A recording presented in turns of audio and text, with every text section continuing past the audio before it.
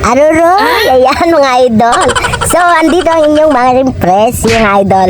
Andito nga kami sa Bicol, mga idol. Ayan, nandito kami sa Lahong, dito kay Papa Sid. Si Papa Sid ay kapatid nga ng aking lola. Ayan, nagpasama nga ako sa aking kapatid, pumunta rito sa bundok. Ayan, kasama namin dito si Nonoy at si Lance. Ayan, biniyak na nga ni Papa Sid yung isang buko at humingi na rin ako ng kutsara kasi kakain na nga daw ni Lablab, mga idol. Sobrang sayang-saya nga ni Lablab, mga idol, talaga dahil nga yung buko ay fresh na fresh nga talaga. Hindi nga kagaya sa Quezon City na pag binili mo ngay medyo mainit pa nga yung sabaw dahil nabilad na nga sa kariton. Dito nga mga idol, kulang pa nga yung 3 buko kaya kumuha pa nga sila Papa Sid ng another buko talaga, mga idol. So no choice talaga sila Papa Sid kundi kumuha pa nga talaga, mga idol, dahil talaga sobrang na-miss nga talaga namin ang buko dito talaga, mga idol. Kinuha na nga ng aking kapatid at syempre nilagyan niya na rin niya ng butas para nga matikman na nga, mga idol, yung sabaw kung matamis nga talaga, mga idol. Ayan, tinikman na nga ng aking kapatid at syempre nung natikman niya na nga ay sabi niya matamis, kaya yan hiningi ko na nga rin, mga idol, at tinikman ko rin. Abay talaga sobrang tamis nga, mga idol. Para siyang, ang lasa niya parang Sprite na fresh. Ganun, mga idol, ang lasa niya ay napakasarap talaga, mga idol. Sobra talagang sarap na sarap talaga. Ayan, saktong-sakto nga pang buko salad. Ito nga, mga idol, na video na ito, hindi to ngayon, hindi to kahapon, hindi to nakaraang buwan. Ito, mga idol, ay nung nakaraang taon pa. Ayan. So, mga idol, ito kasing cellphone ko nung umuwi nga kami ni Lablab, ito nga ay nasira nga, mga idol. Kaya itong mga video na ito hindi ko nga talaga naipost sa Facebook, mga idol. Kaya nga napag-isipan namin ni Lablab na mapaayos na nga itong mga itong cellphone, idol. So 2 buwan na nga ito nakaayos, idol, na cellphone. So ngayon ko lang talaga naisipan na i-edit nga, mga idol, para nga maipost nga natin, mga idol, para nga lang talaga mainggit nga yung ating mga kababayan dyan na nasa Quezon City, para umuwi na nga rin talaga sila kahit hindi pa piyesta. Dito nga, ganito nga ako kasweet, mga idol, sinubuan ko nga yung aking Lablab. Ayan, ganyang kaliit na buko isubo natin sa kanya. Ayan, ganyang kasweet si Maring Press nyo, mga idol.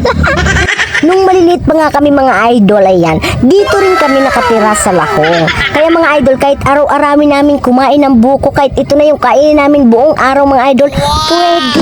Kasi nga ito ay libre nga dito sa amin, mga idol. Sa punto nga ito, mga idol, dumating nga yung aking tito. Ayan, kaya nagmano na ako at pinagmano ko na rin ang aking Lablab. Ayan, ito si Tito Aldrin, Tito Pulay, o Tito Ambo. Bahala na kayo, mga idol, kung ano ang tawag nyo sa kanya. Ayan, kaya nagpa-picture kami rito, ay mga idol, kasi nga matagal-tagal din kaming hindi nagkita ni Tito Pulay. Ayan, siguro mga 1 year o sobra 1 year, kaya na-miss ko to, mga tito ko talaga. Kita nyo naman, mga idol, kung paano kapogi yan, mga idol. Ganyan ang lahi namin.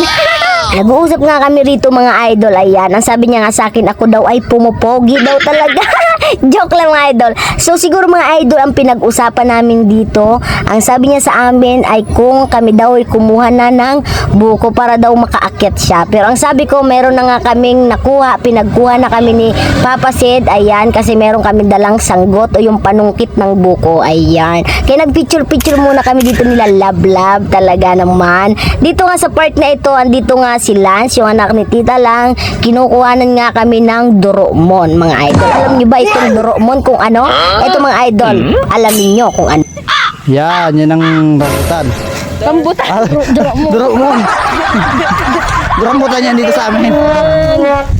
Tikman natin kung masarap. Ito kinakain to rito sa Bicol. Tikman natin kung masarap.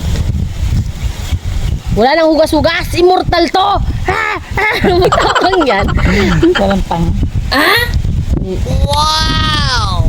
Yan, mga idol, ang Doromon. Ayan, kung taga Bicol ka o kung may probinsya ka, baka merong ganyan sa inyo.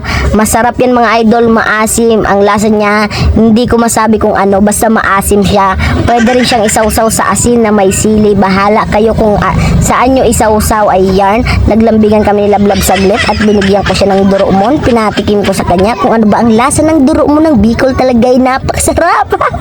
Dito nga, mga idol, may kwento nga itong Doraemon.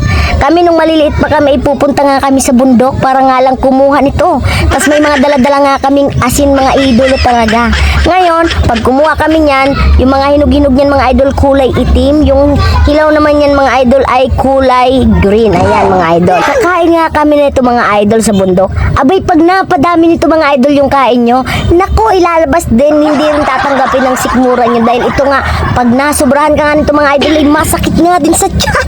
Tapos pagbaba mo nga, uuwi ka na sa bahay nyo, papagalitan ka pa ng nanay mo dahil, ba't ka kumain naman ito? Ano? Mga idol, dito nga mga idol, hindi pa nga mapakali ang inyong Maring Presi. Kaya yan, yung hawak ni Papa Sid na manok, kinuha ko muna mga idol, tiningnan ko nga mga idol, ay napakaganda nga nitong manok mga idol. Ito ay pangsabong ni Papa Sid. Nanalo na nga daw to mga idol ng isang beses mga idol. Ayan, napakapogi, di ba? So, siyempre mga idol, mahilig din si Maring Presi nyo sa manok kasi nga, yung aking mga tito ay mahihilig sa manok dahil sila ay nagsasabong. Ayan. So, doble ingat lang, tago-tago lang, di ba mga idol? Dahil bawal talaga mga idol magsabong. Ayan. Nagpicture-picture nga kami ng manok ni Papa Sid at tinutuka nga mga idol. Ayan. Ayaw nga sa akin kaya bumaba na nga. Dahil mga idol, ayaw nga sa akin dahil maaligalig daw ang inyong Maring Presi. Kaya yan, kinuha na siya ni Papa Sid. Sabong yan mga idol. Oh. Nanggana na yan pa? Yun na? So, nanalo na isang beses. Maliit lang pero nanalo na yan. Si Lablab na pagod. Ito yung dala namin. Ay, daming saging. Mga idol, padala ni Papa Sid. Dami oh. Dami oh. Yan, padala ni Papa Sid. Oh. Grabe, ang dami. Oh. Dito ako naliligo mga idol nung maliit pa ako. Kagaya kay Lance. Dito ako naliligo. Yan, makit-akit ako dyan. Yan. So, hanggang mawala yung tubig. Nilagay na nga nila Papa Sid at ni Nonoy yung saging sa aming bangka na gagamitin pa uwi. At dito mga idol, pinagtimpla pa nga kami ni Papa Sid ng coffee. Ayan. Bago daw nga kami umuwi, magbangka, magkape daw muna kami. Ayan. Maraming salamat Papa Sid sa kape at sa napakadami pong saging. Saging. Ayan. Salamat sa saging Papa Sid. Marami. Lima Noy? Ano? 5 saging? 5. 5, yan pa sa likod ko. Anom na sapad? Ay anom na bulig. Oh, 'di ba? Anom na bulig ang binigay ni Papa Sid. Mga saba, mga lakatan. Ayan mga idol, sa puntong ito, pauwi na nga kami nila Lablab. Ayan mga idol. So, kailangan talaga hindi ka masyadong malikot mga idol dahil talaga yung bangka namin na gamit mga idol, maliit lang. At syempre mga idol, pasalamat kami dahil wala nga masyadong alon. Dito nga sa isang bangka, andyan si Lablab at saka yung aking kapatid. Yung aking kapatid yung nagsasagwan. At dito naman mga idol, sa isang bangka na sinasakyan ko, andito si Tito Pulay at saka si Lance. Ayan mga idol. Nakita nyo ba yung aming yung bangka mga idol? Maliit lang. Dito, ganyan sa probinsya mga idol. Napakaganda ng tanawin na yan mga idol. So, pagka na boring ka dito sa probinsya, manghiram ka ng bangka, magsagwan-sagwan ka sa dagat, mag-video-video ka, may pang-reels ka na. So, hanggang dito na lang muna tong video mga idol. Maraming salamat sa lahat ng sumusuporta at sa mga nanonood kay Maring Presi. Maraming salamat. I love you all. Bye-bye.